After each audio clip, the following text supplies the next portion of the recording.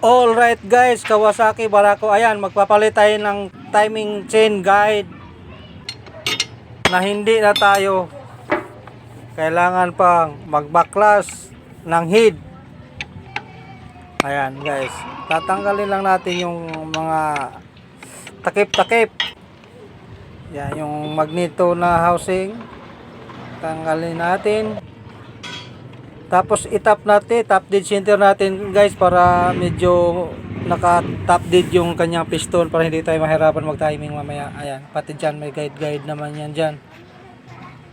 Ayan, yan tumbok na yan. Tapos tanggalin na natin yung kanyang counterweight. Yan, gamitan lang natin ng impact drive tapos alin yung kanyang bala. Tanggalin natin yung kanyang ayan guys. Improvise na kanyang tensioner.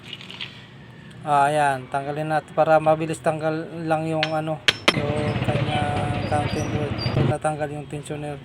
Ayan, tapos tanggalin natin yung kanyang lock guys sa cam, tapos tanggalin na rin natin yung kanyang cam para mabilis natin maipasok yung kanyang guide mamaya. Yun lang naman yung pinaka main event natin mamaya eh. Yan, tanggalin natin yan, gamitan natin yung L na maliit. Ayan, padukot lang kasi yan guys. Ayan, hindi na kayo mahihirapan dyan pagdukot. Daming tanggalin pagka talagang normal mo talaga siya ng gawin na magpalit ka ng chain at saka guide. Yan guys, padukot lang yan. Yan, tinanggal ko na yung kanyang isang guide. Tapos timing chain, tanggalin natin yan. Yan, ito guys, medyo pahirapan nyo siya guys. Yan, ginamitan ko na nga ang long nose. Yan, kailangan paling-palingin mo lang siya guys. Kailangan para siya patihaya siya mamaya para makuha siya, mailabas agad.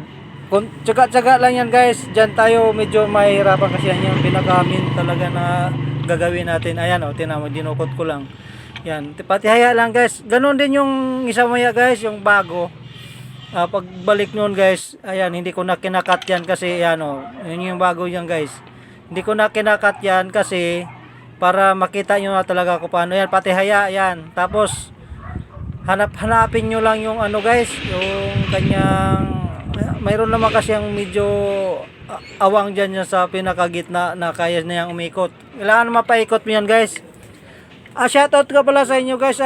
Palambing nga pala kung gusto niyo ganitong klaseng content, paki-like, share and hit the notification bell na rin para ma-update kayo sa lahat ng videos na inapalabas ko sa YouTube sa aking channel na ito. Yan guys, yan. Kita nyo naman, ikot-ikotin nyo lang.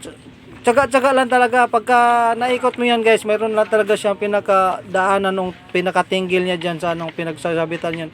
Ayan guys, pagka naikot nyo yan dyan sa gitna, ayan, wala namang cut yan. Talagang pinakita ko sa inyo na medyo nahirapan din ako. Ayan kuha na guys. Pero hindi pa yan, kasi yung sa bandang baba, hindi siya na ipasok sa tamang gatla na pagka natin ang binukot ko sa sa baba. Yan, yan, lumipat. Yan, ang perfect na guys. Diba, ayos? Yan, yan lang naman yung pinakamahirap dyan eh. At saka yung isa naman, yung pinagtukuran nating tensioner, yan, lalagay na natin yan. Di ba guys? Dati tayong mandurukot eh. Ayan, tapos kanyang tornilyo guys. Ayan, huwag niyong kalimutan. Tapos, higpitan na lang yan guys. Tapos yung kanyang bagong chain, yan, yung ikakabit natin. Tapos yung kanyang kawit mo lang ng alambre guys, ganun lang ginagawa ko. Yan, para mas bilis sa ilalim ko pinapadaan. Ayan ayan ilalagay ko yan sa sila, dudukutin ko na lang para mabilis maipasok. Yan. Kita mo. Pagka napasok na yan guys, or light na yan. Ayan Okay. Yan. Ano pang hinihintay natin? Ayan ilalagay na natin ulit yung kanyang cam. Di ba? Ganoon lang siya kasimple ba guys. Tapos yung lock, kunyang lock ng kanyang cam.